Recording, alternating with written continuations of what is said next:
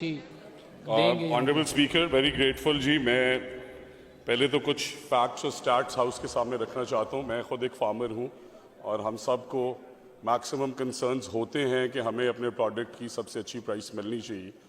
ये हमारी चॉइस है बार कैफ हम कौन सा किस टाइप के फार्मर हैं। बट आज इस टाइम में हाउस में आने से पहले, बिकॉज मैं भी एक फार्मर हूँ, तो मैं आपको बताता चलूँ कि ये वीट फार्मर की इन्होंने डिस्कशन की, तो थोड़ी सी ऑपोजिशन लीडर को चाहिए कि मेहरबानी करें और हाउस को बताएं कि आज आलू का फार्मर भी अल्हम्दुलिल्लाह 6-6 लाख रुपए एकड़ जो है वो कमा रहा है। आज जो शुगर केन का फार्मर है वो भी 5.25 रुपए शुगर मिल से ले रहा है। आज पहली दफ़ा इन्होंने तो 3.5 साल में कभी खाद ब्लैक होने से नहीं रोकी। आज हमारी चीफ मिनिस्टर्स की पॉलिसी है कि बताएं कि डीएपी या यूरिया मार्केट में ब्लैक हुई है 1 रुपया।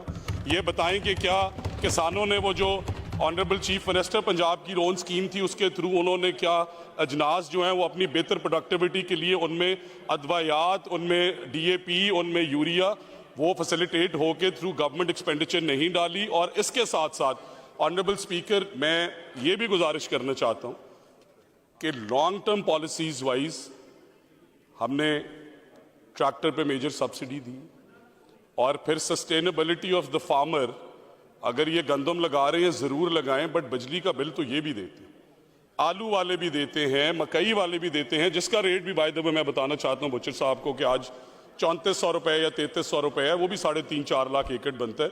तो हमारी चीफ मिनिस्टर जो हैं वो जिम्मेदारों को सोलर पैनल्स भी दे रही हैं ताकि इनकी सारी अजनास के लिए इनकी कॉस्ट ऑफ प्रोडक्शन जो है वो नीचे आ सके। Very grateful sir, thank you. Rana साहब तशरीफ रखें। राणा साहब तशरीफ।